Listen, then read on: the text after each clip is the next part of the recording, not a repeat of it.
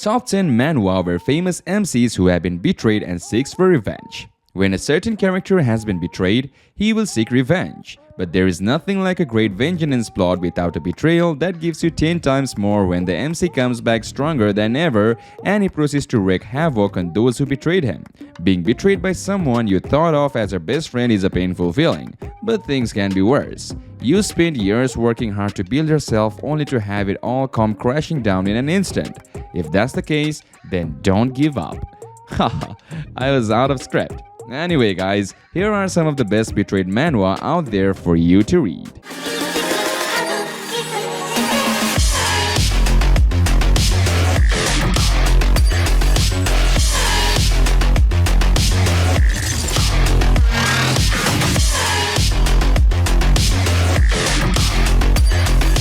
Starting off with our number 10, Breaking Through the Calamity.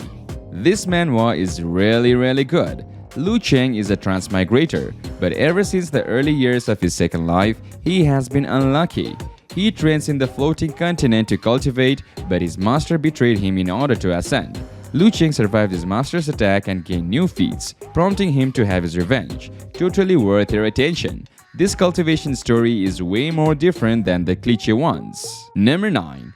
Heavenly Divine Emperor Leng. It's pretty good for this cliché story type you have read multiple times already.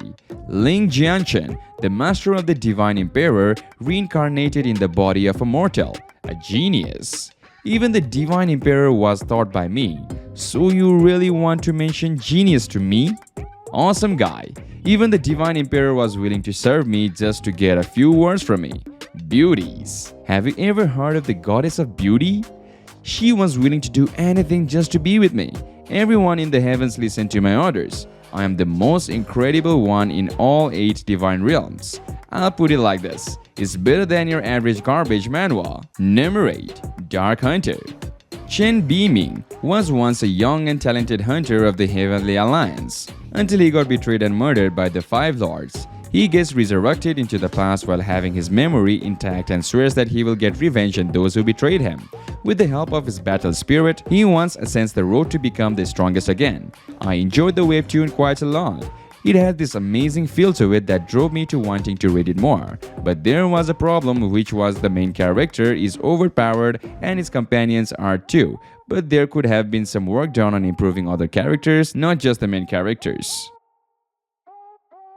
Number 7. The Greatest Deity. Zhu Nian, who was oppressed and disowned by his family, is the most wicked genius in history. Join his adventure as he exacts revenge on his family, takes a goddess into his harem, becomes a demonic lord's disciple, and gains a dragon god as his mount. Those who offend Zhu Nian and cross his bottom line are doomed to suffer a terrible fate. Overall, it's a nice manhwa to read. I can't say more than that. Number 6. Vengeance of the Heavenly Demon. Surprise! Mu Tianran has been set up, his martial arts skills crippled at the hands of his own brother. Not only that, he's been rejected by his own family, who tortured him only to finally disown him and throw him out, all because he has the bloodline of a slave. At the lowest point of his life, a mysterious man arrives to mentor him and help him develop his own hidden talents. It turns out that his bloodline, which was also repugnant to mankind, is actually a gift from heavens called the Heavenly Demon Bloodline, making Mu Tianran an extreme rare child said to be favored by the gods themselves. As he grows stronger, Mu Tianran begins his journey to wreak vengeance on those who had shamed him in the past. Moving on to our number 5, Immortal King of the City.